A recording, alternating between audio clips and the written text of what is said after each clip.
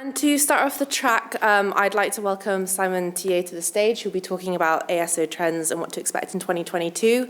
I'd like to remind you all that questions are available at the end, so just raise your hand when you're done. And be sure to, if you're going to tweet anything about the sessions, to hashtag it with PG Connects. Would you like to come on up? All right. Hello, everyone. So we're going to be speaking about ASO Trends. So first thing I'd like to do is just quick show of hands for people in the room. Who's familiar with ASO? Fair amount, good. So we'll be first speaking about AppTweak though, just because, you know, it's after all a sponsored track today. So if you're not familiar with AppTweak, the company I represent, we're the #1 ASO tool. So if you're looking for any ASO intelligence, if you're looking for competitive intelligence about what your competitors are doing in ASO and in the store in general, this is when you might want to look us up. We also have a booth at the event. So obviously feel free to come chat there after the talk. We work with a lot of mobile apps and games. So just to name a few, we work with Zynga, we work with Warner Brothers, we work with Big Fish, Miniclip, and I'll stop the name dropping here. But if you want to know how actually we work to help them with ASO, again, these are conversations we're happy to have today and tomorrow at the event. And we get to brag a little more because we're also the ASO Tool of the Year 2021. So won a nice private APS, and we want to recognize that because it was still something that we were very happy to show because it attests to what we're trying to offer to the industry, which is quality data and transparent, easy to use UI and values for an amazing organic growth in the store, because we believe it's still doable today. If you're wondering who I am, as the head of ASO at AppTweak, I lead a team of consultants. I've been working with AppTweak for almost 3 years now, and I've been around ASO for 5 years. So if you want to go old school and talk about how iOS 11 used to be the big thing in ASO back in 2017, I'm happy to reminisce. But today we're going to talk a lot more about new things coming up. So first, we'll kind of have a quick review of what happened during COVID and the big things that happened at the end of last year. iOS 15, probably a word you've heard a lot in recent months, and we're going to talk a lot about it today as well. But then the goal of the session is also going to be covering what you can expect from Apple and from Google this year. So these are going to be predictions, and I'll explain how some of them are probably bolder than others. And finally, we'll try to also reflect a little as to where ASO is headed as an industry, because there are big changes coming these days. And this is something that we want to really help our clients understand and get ready for a transition that's going to offer a lot of opportunities. So what's happening in ASO? This is all that happened while we were locked up at home. I'm not going to read all of the items to you, but if you have to look at some larger trends, what you can see is first, when it comes to Apple specifically, two main directions have been increasing the place and options offered by Apple search ads.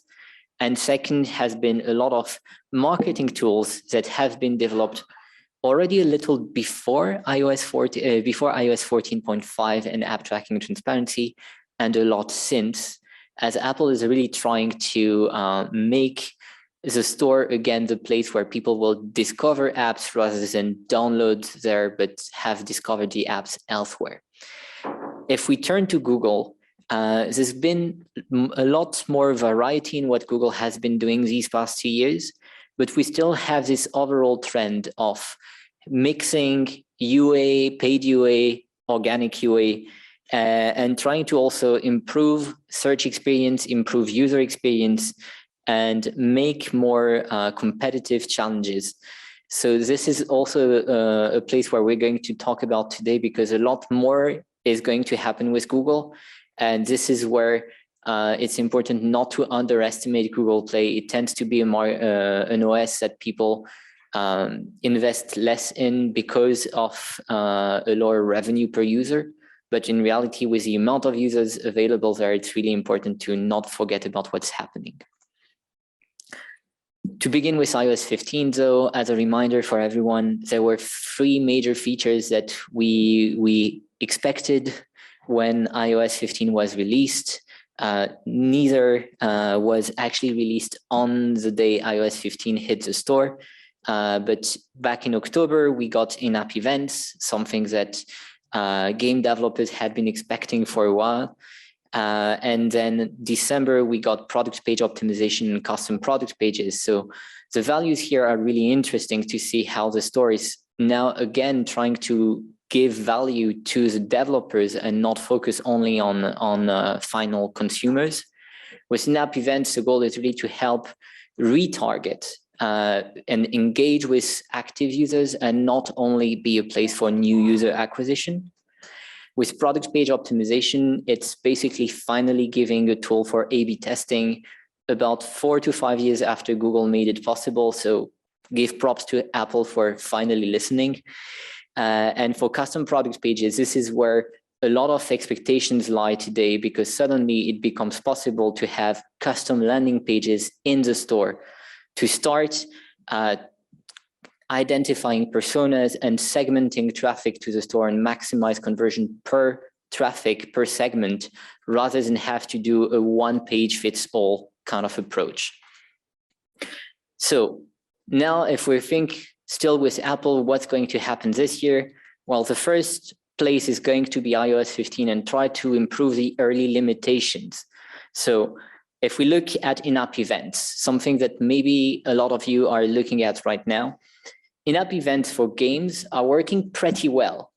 There's just 2 main issues with them. First is there's still a few options that are not available. So we could expect that there's going to be more event types coming out at some point during the year, probably not in the beginning, but this is something that is likely to happen toward the end of the year. And if not, then probably later. But this is something where Apple will have to move. And that's especially because Google has more options with live ops. Also, one thing that is missing if you compare live ops and on Google Play and in-app events on iOS is the possibility to reward people engaging with your in-app events. And when we see that Apple and Google are very keen on copying on each other, this is something that you should expect may happen, and something you can already identify as how can I give more to people with my events. With A/B testing, maybe another show of hands for people in the room, but like who has already experimented with A/B testing on iOS? 3 people. Anyone had some amazing experience? Yeah. This awkward silence is exactly what people complained about. In reality, is that right now, your A/B tests on iOS are interrupted as soon as you release a new app version. And that means that it's really hard to keep track of the right timing for your A/B test. And that also impacts the statistical significance of your test, the reliability of the results. And this is why we at AppTweak recommend to conduct A/B/B tests rather than A/B. The reason for that is that if you run 2 B segments instead of 1, so the idea is to run twice the new variant, you can just compare if the results in B1 and B2 are the same. If they look similar enough, then you can be fairly confident in your test result. But more often than not, you'll see that there are quite important gaps between the results of B1 and B2. And suddenly it becomes much harder to trust the results you have under your eyes. So this is a first step to address the lack of statistical significance. And then this is also when you may want to turn to the possibility of segmenting with custom product pages. And here the main challenge you'll have is driving traffic to the custom product pages. Obviously, you can do it as if it was a web link or a link to the store, but it's still a bit challenging today because there are only 2 networks that are currently compatible with custom product pages and the possibility to track performance after the install. And these are ironSource and Apple Search Ads. So Obviously, this is where we anticipate a lot of other networks will try to bridge that gap, and a lot of marketing efforts will change around the year depending on how much you want to rely on custom product pages. Now, there's also going to be a lot of things that will happen with search ads. The first question is always, is Apple going to add some inventory in search ads? So there's definitely the question of, are they going to add inventory with more spaces in search results? It seems kind of hard with the philosophy they've always said they had, but not to rule out. Third-party inventory is something a lot of people would like to see. This is not something Apple is clear on engaging right now, but they're still pushing their ad technology with SK overlay, so not to rule out either. And another option that a lot of people expect would be featurings. And this one is going to be really hard to guess when it will hit the store. It seems unavoidable that someday they will do it, especially since they already released the search tab campaigns. But this, again, is a question mark as to when it will happen. A change that I believe could happen this year and is going to be much more interesting in reality is going with it to be regarding the targeting. We saw with an app event that Apple now has the option of targeting lapsed users, active users, or new users. And that means that if you can do it for organic featurings, why not do it for ads? And so this is where it's not something that Apple will advertise a lot until they're confident in what they've built, but something that would be very logical to see happen during the year. And now if you think about having that plus custom product pages, then suddenly the potential of doing marketing in the App Store is demultiplied. For Google Play, first thing you have to remember is privacy. You have until the end of this month to give Apple the data needed to create these data privacy cards that are supposed to pop somewhere in February. And this is very similar to what we saw when Apple first rolled out ATT. So there's a big question of, will Google roll out an ATT-like system in 2022? Now, people I've spoken with are not certain it would be this year, but it's definitely something that people expect, that when it comes to accessing the Google Advertiser ID, this is going to become more limited.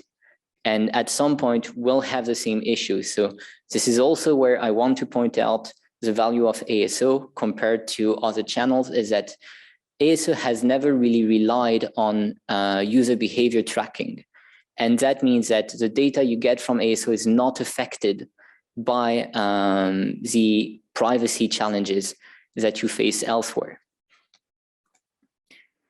Other things that are happening right now, first with LiveOps. LiveOps was something that people only had in beta up until now, but it actually released a few days ago, I believe. And as I mentioned, you have the possibility to reward people with those in-app event-like features. So it's going to be interesting to see which of the two actually drives the better conversion, the better retention and engagement with users. Another that may have slipped the mind of advertisers is the possibility of seeing different things with custom store listings. If you're familiar with it right now, custom store listings on Google Play only help you set different versions for different countries that share the same language. And that feels very limited right now. But if we look back to 2020, Google had actually announced something they were calling at the time custom details page. That would be a Google UAC feature where you could customize the landing page on your store. And that sounds a lot like custom product pages. So this is where I believe there might be something we will see during the year. It's quite a long shot because Google has not communicated around this in a very long while. And they usually like to show things in beta first.